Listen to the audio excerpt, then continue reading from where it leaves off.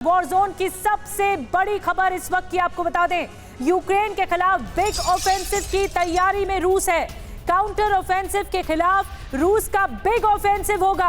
रूस ने बनाई यूक्रेन को नए इलाकों से घेरने की रणनीति।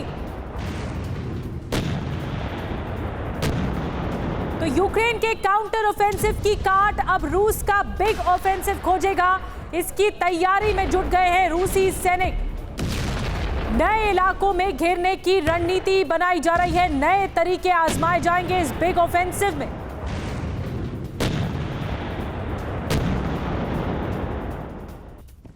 तो आइए सबसे पहले आपको बताते हैं यूक्रेन का जो बिग ऑफेंसिव किस तरह अमल में लाया जाएगा। रूस का ये बिग ऑफेंसिव होगा और यूक्रेन का जो काउंटर ऑफेंसिव है उस पर हमलावर होगा बिग ऑफेंसिव। तो देखिए, ये वो इलाके हैं जहां से एरो शुरू हो रहा है, ये इलाके रूस से हैं। यानी जो इलाके अंदर दाखिल होंगे यूक्रेन के, इन इलाकों से बिग ऑफेंसिव होगा, जिसमें चर्निहिव है, चर्निहिव का इलाका है, सूमी का इलाका है, खार्किव का इलाका है। ये रशिया के सब इलाके हम आपको दिखा रहे हैं। ये पॉइंट्स जो हम दिखा रहे हैं, इससे सीधा बिग ऑफेंसिव की तैयारी की जा रही है। खार्किव और पहले फेज का जो ग्राउंड मूवमेंट है वो आप इस एरो के जरिए देख रहे हैं। ये फर्स्ट स्टेज है, ये फर्स्ट स्टेज है। लेकिन जो दूसरे फेज का ग्राउंड मूवमेंट है ये वो आप देख रहे हैं, जो आप रेड लाइन देख रहे हैं, ये दूसरे फेज के अंतर्गत होगा। यानी आप सीधी बात समझिए कि रशिया से अगर अंदर यहाँ से दाखिल होते हैं, डोनेट्स्क से, लुहांस्क के जरिए, ये वाले इलाके से अगर बॉर्डर एरिया से दाखिल होते हैं तो यहाँ आकर नीप्रो पर हमला होगा। लेकिन जब नीप्रो से आगे बढ़ेगा तो वो सेकेंड स्टेज होगा जो रूस का बिग ऑफेंसिव बताया जा रहा है। और यहाँ चर्निहिव भी है, ये यूक्रेन के वो इलाके हैं। तो नए इलाकों में अब जैसे ये वाला है, ये देखिए अजोव सागर से अगर यहाँ पे दाखिल होती है रूसी सेना, तो इसके बाद जो सेकंड स्टेज होगा वो ये स्टेज होगा जहाँ खेरसोन वाला इलाका भी है। तो ये दूसरा लेयर होगा बिग ऑफेंसिव का। जो पहला लेयर है वो आप देख रहे हैं। तो कई एरोस के सहारे आप देख रहे हैं, सटा हुआ बेलारूस है, रशिया बेलारूस सटा हुआ है, लेकिन ये वो बॉर्डर पॉइंट्स हैं जहां से हमले तेज होंगे। और बिग ऑफेंसिव का प्लान जो है रशिया ने तैयार किया है यूक्रेन के खिलाफ। तो ये आप इस मैप के जरिए समझ पा रहे होंगे कि किस तरह से ये यूक्रेन का जो प्लान को नेस्त नाबूद करने के लिए रशिया ने बड़ा प्लान बना दिया है, बिग ऑफेंसिव का प्लान। और रूसी बिग ऑफेंसिव में क्या क्या होगा अब जरूर हम आपको ये बताएंगे। यूक्रेन के नए सिरे से 2 चरणों में घेरेबंदी होगी। पहले से ज्यादा रेजिमेंट को लगाया जाएगा इस बिग ऑफेंस प्लान में। बिग ऑफेंसिव प्लान में फुल आर्टिलरी सपोर्ट लिया जाएगा। क्रूज मिसाइलों से यूक्रेनी सैन्य ठिकानों को ध्वस्त किया जाएगा। इसके अलावा यूक्रेन के अहम शहरों पर बेस बनाकर अंदरूनी इलाकों में बढ़त हासिल की जाएगी। जमीन, हवा, समुद्र से सबसे तगड़ा वार किया जाएगा रूस की तरफ से। तो ये प्लान, ये रणनीति बनाई जा रही है रूस की तरफ से, जो हम इसके पॉइंटर्स आप तक पहुंचा रहे हैं। और अब एक और बड़ी खबर जल्दी से आपको बता दें, यूक्रेन वॉर का नया एपिसेंटर बन गया है कुपियान्स्क। रूस और यूक्रेन के बीच जारी है भीषण जंग। रूस ने यूक्रेनी आर्टिलरी का बीएमपी वाहन तबाह कर दिया है।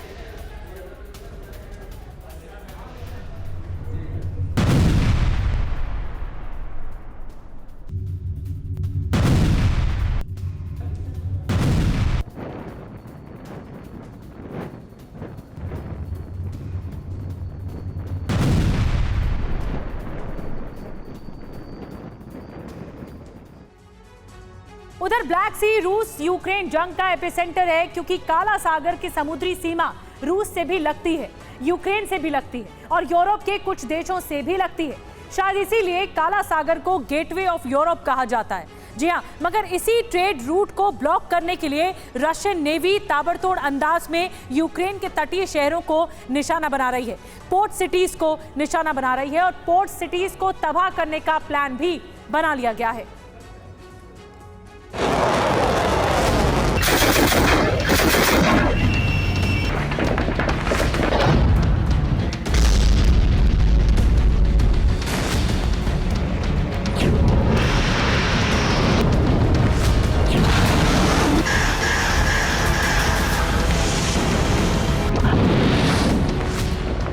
बीती रात ब्लैक सी के फ्रंट पर रूस ने फिर से विध्वंसक प्रहार किया।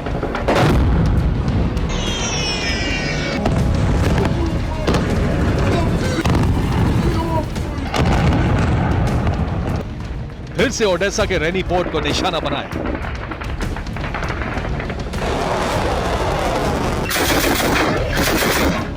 रेनी पोर्ट के आसपास मौजूद यूक्रेन के अनाज गोदामों पर भी प्रचंड बमबारी की।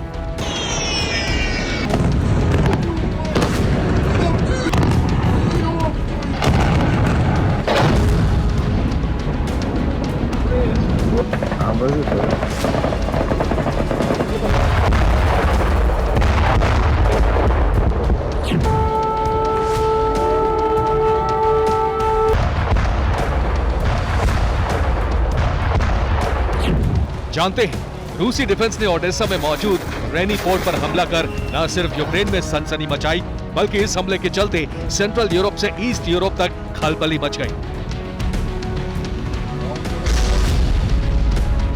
नेटो के करीब आधा दर्जन से ज्यादा मुल्कों में खौफ पसर गया।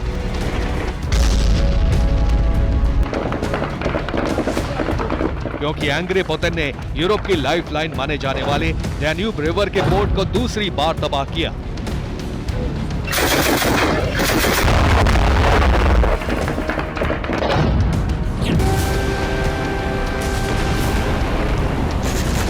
इससे पहले 24 जुलाई को रूस ने ओडेसा के रेनी पोर्ट पर ताबड़तोड़ अंदाज में मिसाइलें दागी थी।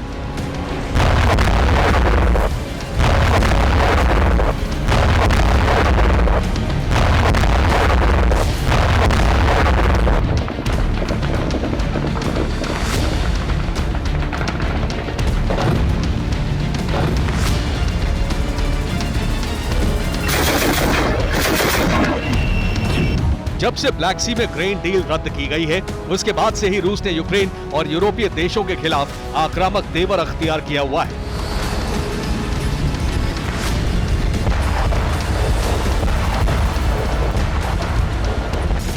ब्लैक सी से आए दिन रूस की नौसेना यूक्रेन के तटीय शहरों को निशाना बना रही है, लेकिन बीते एक महीने से यूक्रेन के टारगेट पर डैन्यूब रिवर का रेनी पोर्ट है।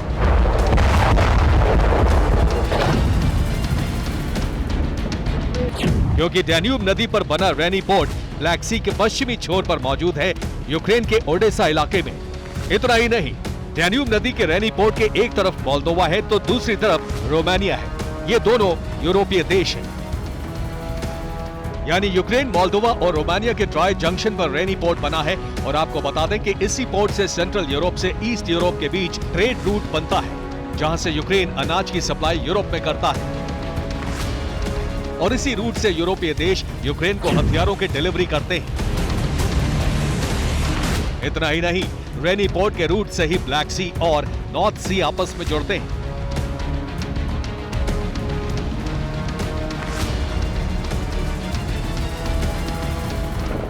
बस इसीलिए पुतिन ने डैन्यूब रिवर के रेनी पोर्ट पर हमला किया, उसे तबाह किया, ताकि यूक्रेन को यूरोप से काटा जा सके, डैन्यूब रूट को ब्लॉक किया जा सके।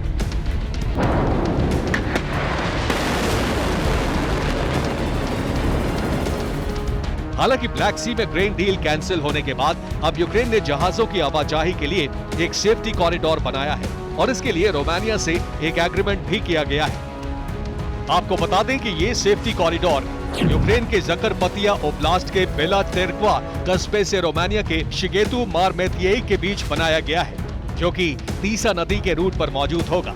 दरअसल यूक्रेन और यूरोप के बीच से गुजरने वाली तीसा नदी सर्बिया में डैन्यूब रिवर से मिलेगी और फिर क्रोएशिया, हंगरी, स्लोवाकिया, ऑस्ट्रिया होते हुए जर्मनी तक पहुंचेगी।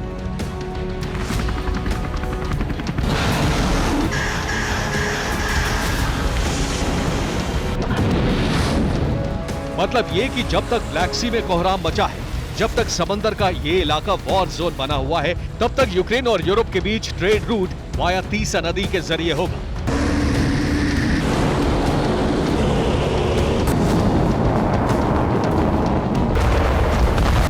लेकिन इसके साथ साथ ब्लैक सी में भी यूक्रेन ने जंग का बिगुल फूंक दिया है। रूस की ताबड़तोड़ बमबारी का जवाब देने के लिए यूक्रेन के साथ अमेरिका खड़ा हो चुका है।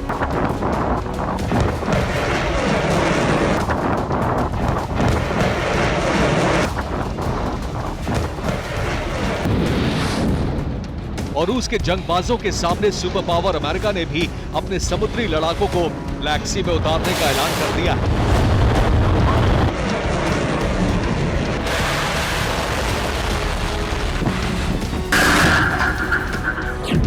मसलन जहां रूस ने काला सागर में सी माइंस बिछा रखी हैं, पोसाइडन ड्रोन से लैस सबमरीन तैनात कर रखी हैं, और तो और जंगी बेड़ों को कैलिबर क्रूज मिसाइल की खेप से लोड कर रखा है। वहीं अमेरिका ने MQ-9 रीपर ड्रोन और P-8 पोसाइडन टोही विमान को ब्लैक सी के आसमान में निगरानी करने के लिए तैनात कर दिया है। इसके अलावा यूक्रेन ने दर्जनों सी बेबी नेवल ड्रोन को ब्लैक सी के समुद्री इलाके में तैनात कर दिया है, ताकि मौका मिलते ही रूसी नौसेना पर विस्फोटक प्रहार कर सके।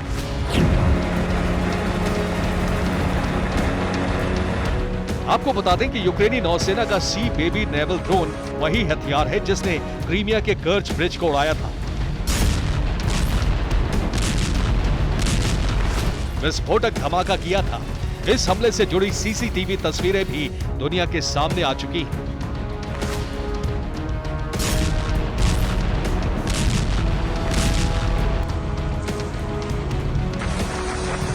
ज़ेलेंस्की का प्रण है कि अमेरिका की मदद से वो ब्लैक सी को रूसी सेना का शमशान बना देंगे, बारूदी कोहराम मचा देंगे। लेकिन असली डर तो ब्लू बैटल ग्राउंड में दो महाशक्तियों के टकराव का है, जो पूरी दुनिया के लिए डेंजरस साबित हो सकता है, क्योंकि समंदर वाले वॉर जोन में रूस और अमेरिका के बीच टकराव हुआ तो यकीन मानिए समंदर में तीसरा विश्व युद्ध का आगाज होने से कोई नहीं रोक सकता। Bureau report, TV9 Bharatvarsh.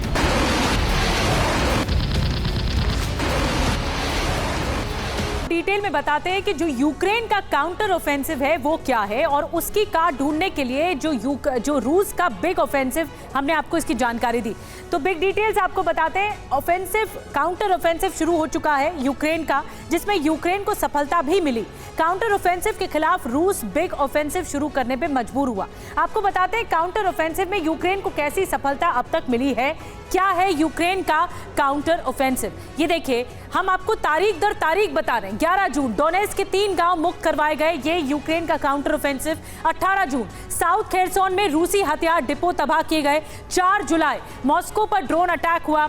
17 जुलाई क्रीमिया ब्रिज पर यूक्रेनी हमला किया गया। ये काउंटर ऑफेंसिव प्लान था यूक्रेन का। 30 जुलाई मॉस्को की इमारत पर ड्रोन से हमला किया गया। 1 अगस्त मॉस्को की 3 इमारतों पर ड्रोन से अटैक किया गया। 12 अगस्त क्रीमिया ब्रिज पर अटैक किया गया। 18 अगस्त मॉस्को के एक्सपो सेंटर पर ड्रोन से अटैक किया गया। और एक और बड़ी खबर जल्दी से बता दें, रूसी राष्ट्रपति व्लादिमीर पुतिन का बड़ा ऐलान सामने आया है। रूस के कब्जे वाले यूक्रेनी इलाकों में ट्रेन चलाने का प्लान है। लुहांस्क और डोनेट्स्क तक हाई स्पीड ट्रेन चलाएगा अब रूस। अब बेलारूस के राष्ट्रपति अलेक्जेंडर लुकाशेंको ने परमाणु हमले की धमकी दे डाली है। पोलैंड, लिथुआनिया और लातविया को लुकाशेंको की धमकी सामने आई है। बेलारूस पर किसी भी तरह का हमला बर्दाश्त नहीं किया जाएगा, ये अलेक्जेंडर लुकाशेंको कह रहे हैं। हमला हुआ तो परमाणु हथियारों का इस्तेमाल होगा, ये भी कहा जा रहा है लुकाशेंको की तरफ से।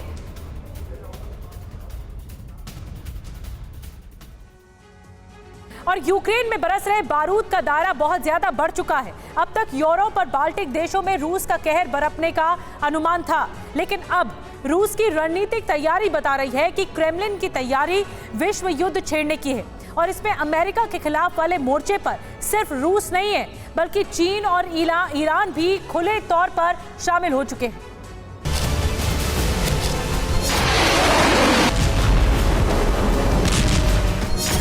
यूक्रेन में जारी रूस की बारूदी बारिश से संबंध रखने वाले 2 खबरों ने इस वक्त न्यूक्लियर तबाही के संकट को सबसे ज्यादा गहराया है।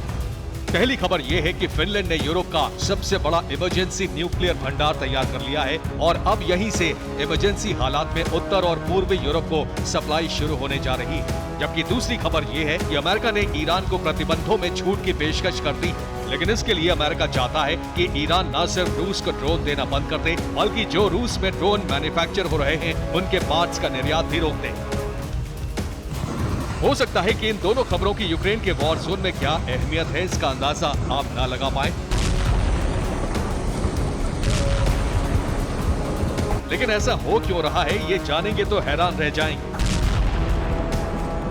हैरानी इसलिए क्योंकि दोनों ही खबरें यूक्रेन पर उठे बारूदी बवंडर को और भी विध्वंसक बना रही।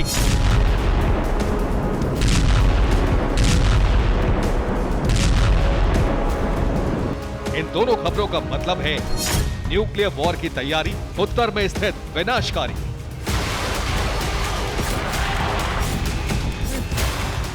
आखिर ऐसा क्यों कहा जा रहा है? कैसे रूस ने स्थिति को विनाशकारी बना दिया है?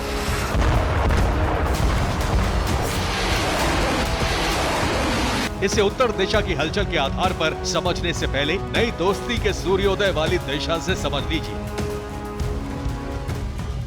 ये दिशा है पूर्व, जहां रूस और चीन की दोस्ती बारूद की बुनियाद पर अमेरिका के खिलाफ लड़ने के लिए मजबूत हो गई है।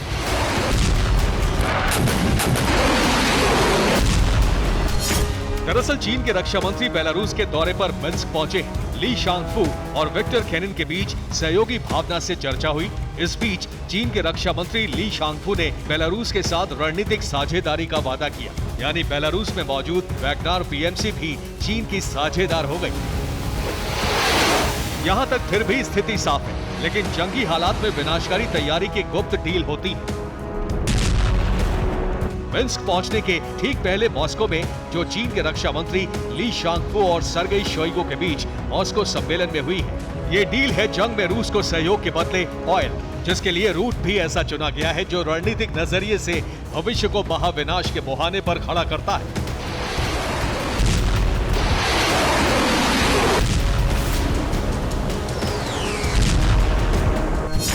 ये रूट है उत्तर क्षेत्र का समुद्र, बैरेंट्स सागर, जहां से चीन के लिए जहाज रवाना होंगे। लेकिन फिलहाल डील के लिए उठाए गए पहले कदम के तहत निर्यात के लिए रूस ने पूर्वी साइबेरिया सी को चुना, जहां से साइस ब्रेकर तैमर सिबिर के साथ चीन के लिए कच्चा माल ले जाने वाले जहाज रवाना हुए और ये जहाज इस समय बेरिंग स्ट्रेट के पास पहुंच चुके हैं।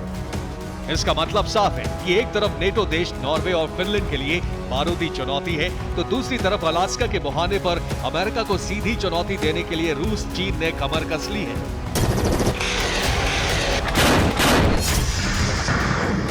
यही वजह है कि इस समय फिनलैंड में बड़ा न्यूक्लियर भंडार जुटाया गया है, ताकि जरूरत पड़ने पर उत्तर और पूर्वी क्षेत्र में महाविनाशक बारूद की सप्लाई हो सके।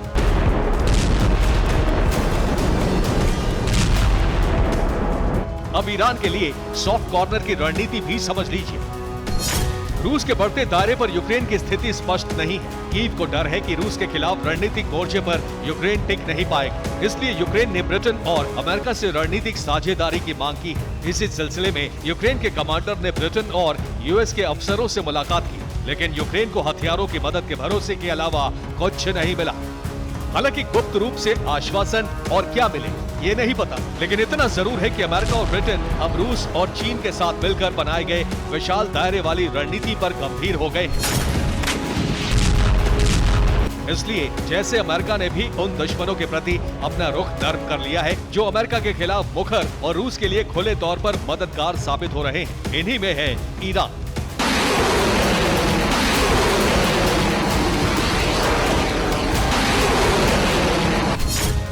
पेंटागन की अपील पर व्हाइट हाउस का रुख बदल गया है। व्हाइट हाउस ने ईरान के लिए एक डील ऑफर कर दी है। अब रूस से गठबंधन तोड़ने की शर्त पर अमेरिका झुकने को तैयार है। अमेरिका ईरान पर लादे गए प्रतिबंधों में ढील देने को तैयार है, लेकिन इसके लिए रूस को ईरानी ड्रोन और पार्ट्स की सप्लाई बंद करनी होगी। हालांकि इसका ये मतलब नहीं है कि ये शांति के लिए उठाया गया कदम है, न ही इससे ये साबित होता है कि रूस कमजोर पड़ सकता है। बल्कि अमेरिका ने एक तरह से बता दिया है कि रूस की रणनीति से नेटो का कुनबा प्रभावित हो रहा है और दुनिया विनाशक दौर की तरफ बढ़ रही है।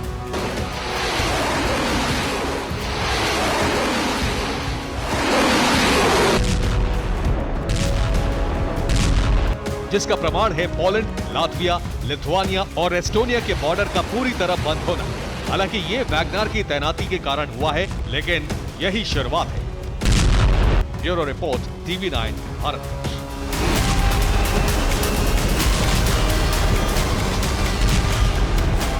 इस वक्त एक और बड़ी खबर आ रही है वॉर जोन से। बेलारूस बॉर्डर पर लिथुआनिया की किलेबंदी हो गई है। लिथुआनिया ने बेलारूस से लगे 2 बॉर्डर्स को सील कर दिया है।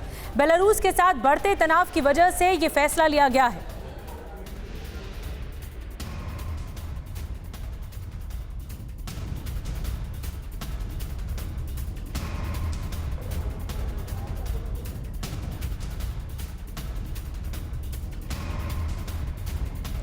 और आपको बता दें कि लिथुआनिया बॉर्डर पर ये हलचल देखने को मिली है। बेलारूस से लगे 2 बॉर्डर्स को सील किया गया है और ये एहतियातन कदम उठाया गया है।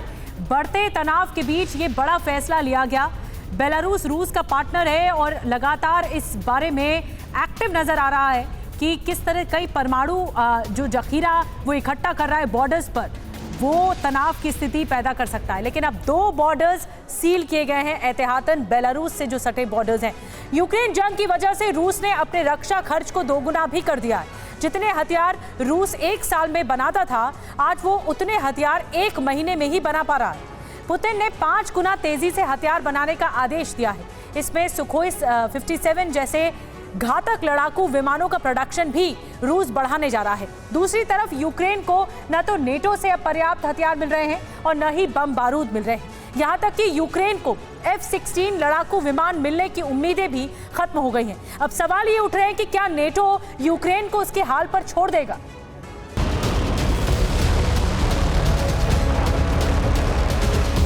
क्या रूस की भीषण जंगी तैयारी से नेटो दहल गया है?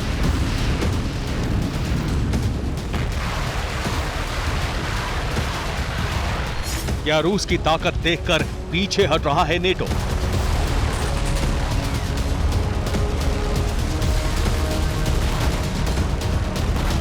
जंग में नेटो के चक्रव्यूह को कैसे ध्वस्त कर रहा है रूस?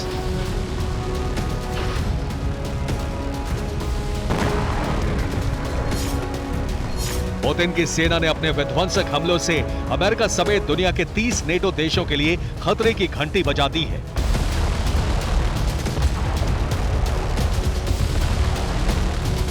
जिस नेटो पावर के दम पर यूक्रेन 17 महीने से लगातार जंग में टिका हुआ है, वही नेटो देश अब पीछे हटने लगे हैं।